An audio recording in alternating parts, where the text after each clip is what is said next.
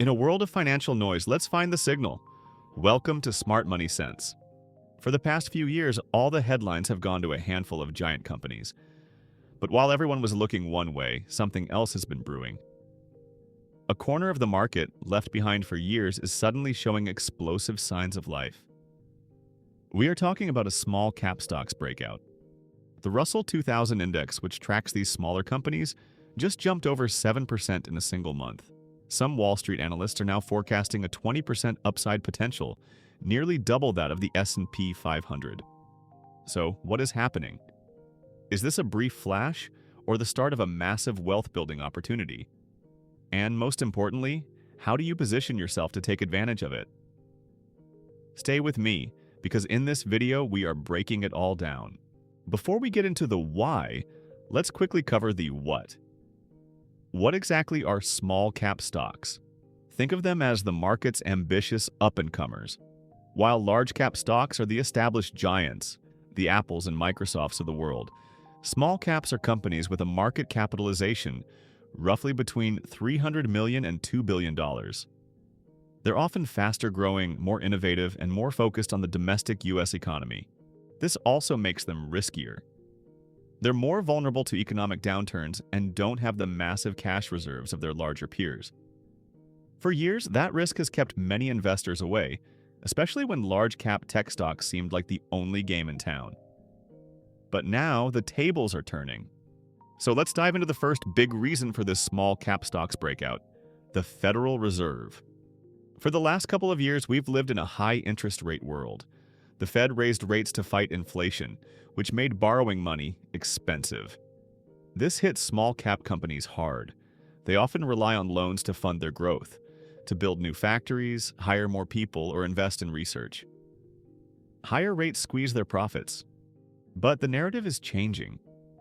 With inflation cooling, the market is now pricing in multiple rate cuts from the Fed starting later this year.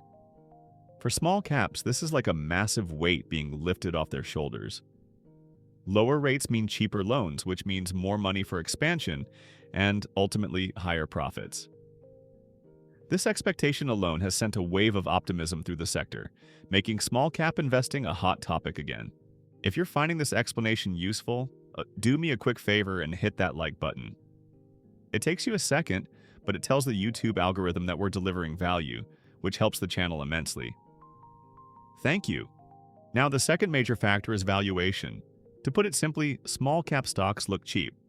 After years of investors piling into a small number of mega cap tech stocks, their prices have become incredibly high.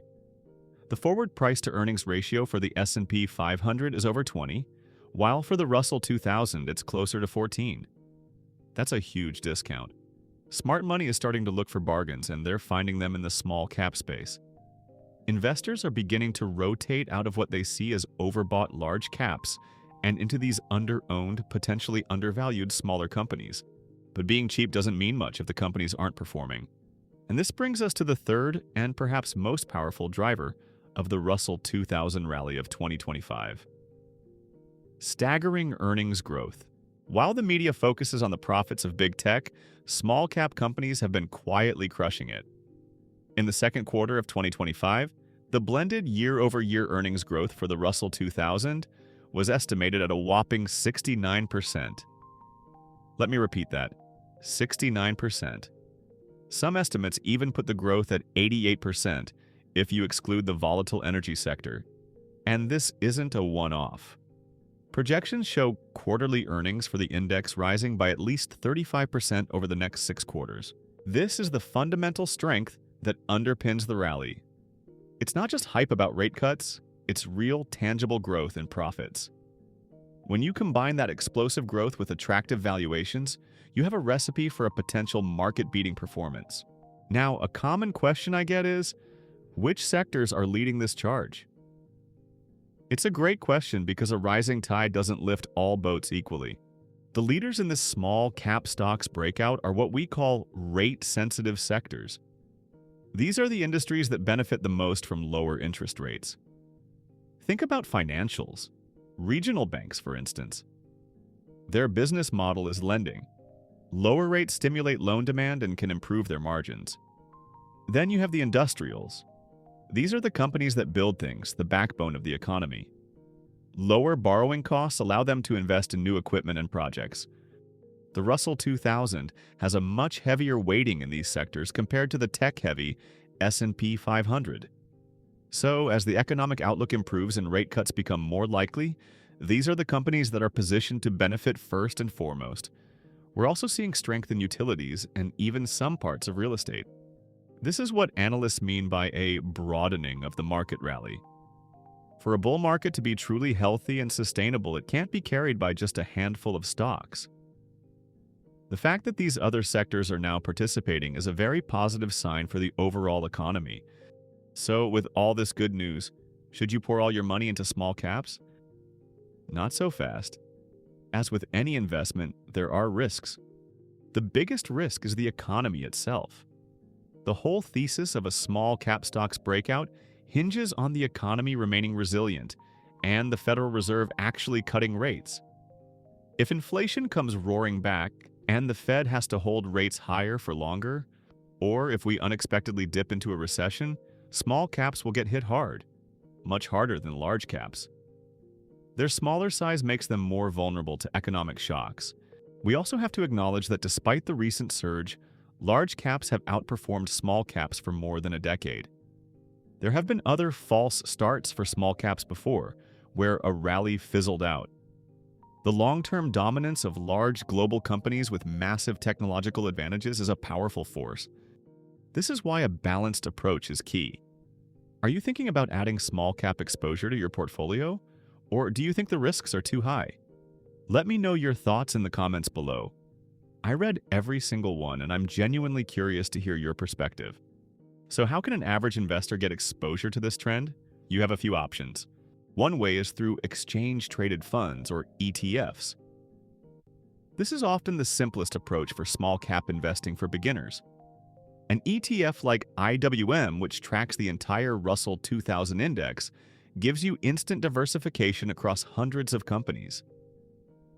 There are also more specialized ETFs that focus on small-cap value, or growth stocks, or specific sectors. This allows you to tailor your investment to your risk tolerance. Another approach is to pick individual stocks. This is much riskier and requires a lot of research, but the potential rewards are also higher. If you can identify a high-quality, growing small-cap company before it gets discovered by the broader market, the returns can be life-changing. If you choose this path, you must do your due diligence. Look for companies with strong balance sheets, a history of revenue growth, and a clear competitive advantage. No matter which path you choose, the key is to understand what you're investing in. Don't just chase the hype. Understand the drivers of this rally, the interest rate environment, the valuations, the earnings growth, and understand the risks. Let's summarize what we've covered. A potential small cap stocks breakout is underway, driven by a powerful combination of factors. First, the anticipation of Federal Reserve rate cuts is easing the pressure on these debt-reliant companies.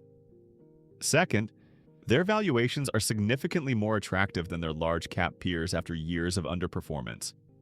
And third, they are posting spectacular earnings growth, providing a solid fundamental basis for the rally. Rate-sensitive sectors like financials and industrials are leading the way, signaling a healthy broadening of the market. However, the risks are real. The rally is dependent on a stable economy and the Fed following through on rate cuts. A shift in either could quickly derail the momentum. This is a pivotal moment in the market. The rotation from large caps to small caps could be one of the most significant investment themes of the next year. It requires careful consideration and a strategy that aligns with your personal financial goals and risk tolerance. Now, you have a clearer picture of the small cap rally, but I want to know what you think. Leave a comment below with your biggest question or takeaway from today's video. And if you're ready for the next topic, I've handpicked another video for you to watch right here. Subscribe to join the conversation and keep building your financial sense. See you in the comments.